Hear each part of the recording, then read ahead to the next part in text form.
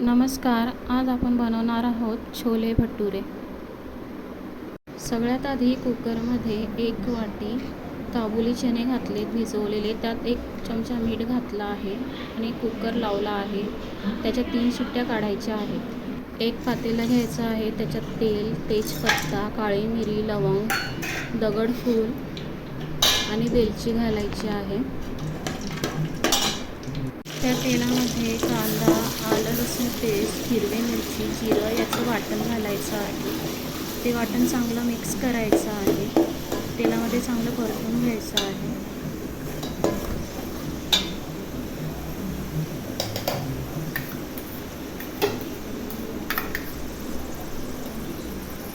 वाटण चांगलं परतून झाल्यावर त्यात टोमॅटोची प्युरी घालायची आहे। चांगलं मिक्स करायचं आहे।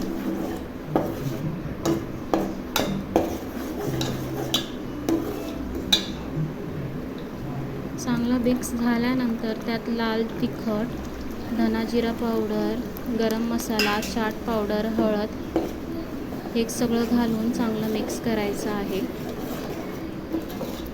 तेल सुटेपर्यंत पूर्ण मसाला मिक्स करायचा आहे। तेल सुटून झाल्यावर त्यात काबुली चणे शिजलेले घालायचे आहेत आणि ते चांगले मिक्स करून त्याला उकळी येऊ द्यायची आहे।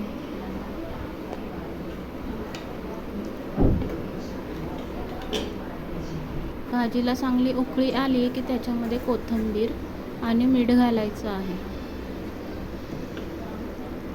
आता आपण भटुरे बनवूया। त्यासाठी मी 1.5 कप मैदा, 1 कप रवा आणि साखर, मीठ, तेल आणि दही 1-1 चमचा प्रत्येकी घातलेला आहे। त्यात थोडंसं पाणी थोडं घालून ते पीठ चांगल्या पद्धतीने मळून घ्यायचं आणि 15 मिनटं बाजूला ठेवायचं।